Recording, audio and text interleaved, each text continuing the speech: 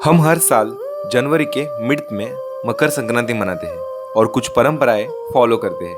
क्या आपने इसके पीछे का साइंस जानने का प्रयास किया है? अगर नहीं, फिर भी आपने अभी किया है इस वीडियो पर क्लिक करके, and definitely you will be satisfied after watching this video. प्रश्न: इस मकर संक्रांति में पतंग उड़ाना क्यों? तो आजकल इस रोजमर्रा की जिंदगी में हम धूप नहीं ले पाते और सर्दियों में तो चादर से भी निकलना बहुत मुश्किल। ऐसे में कम थकान भरी परंतु ज्यादा एंगेजिंग ऐसे पतंग उड़ाने की एक्टिविटी को ही परंपरा बनाया गया, जिस कारण आज सिर्फ भारत ही नहीं उसके बाहर भी पतंग उड़ाया जाता है। Now you must be thinking about it's benefits.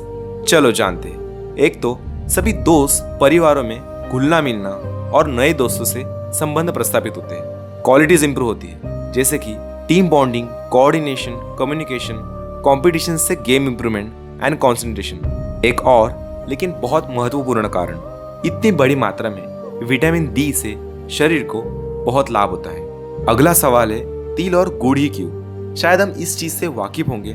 संसार में हर चीज की एक प्रकृति होती है। जैसे मानव शरीर में 3 प्रकृति यानी वात, पित्त और कफ होते हैं। इसी तरह कुछ पदार्थ उष्ण प्रकृति के होते हैं और कुछ शीतल। इस समय बहुत सर्दियों के मौसम के कारण कफ प्रकृति का नुकसान ना हो, इसलिए शरीर को गर्म रखने के लिए हमारे ऋषियों ने तिल और गुड़, जो कि हमारे शरीर में गर्मी बनाए रखते हैं, इस खाने का रिचुअल बनाया। फिर से नमन है आपको। Now you must be thinking about इस साल की मकर संक्रांति की तारीख। अगर जिज्ञासा के कारण 2021 और 22 के कैलेंडर आप देखोगे तो हमें पता चलेगा कि यहाँ 14 जनवरी को मकर संक्रांति है। तो इस साल 15 जनवरी को क्यों? इस प्रश्न की बेचैनी मुझे एक आंसर तक ले गई। पिछले कई सालों से हम मकर संक्रांति 14 जनवरी को मनाते हैं, इसलिए शायद कई लोगों को लगे मकर संक्रांति का ये दिवस निश्चित है, परंतु वास्तविकता इससे अलग है।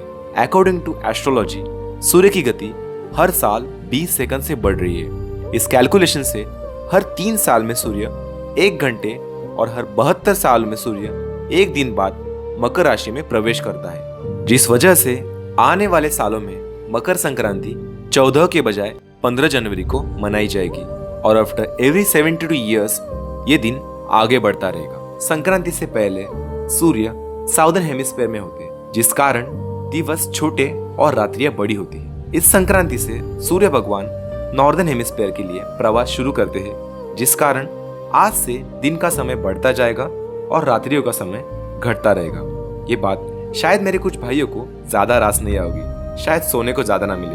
अब अगर बात सुबह जल्दी उठने की आ ही गई है तो let's get to the solution. अगर सच में नींद आपकी समस्या है तो आप सुबह जल्दी उठने के लिए हमारी हर लल्लुड़ की मिरेकल मॉर्निंग से प्रेरित wake up early easily series देख सकते हैं। तो ये तो हो गया फर्स्ट पार्ट। अगले पार्ट में हम जानेंगे मकर संक्रांति के दिन गंगा नदी में सुबह क्यों नहाते हैं, मकर और कर्क रेखा के बारे में, दिन रात क्यों छोटे और बड़े होते हैं, भारतीय कैलेंडर और ग्रेगोरियन कैलेंडर का फर्क, और हिंदू त्योहार की अंग्रेजी तारीख क्यों बदलती रहती है, एटसेट्रा।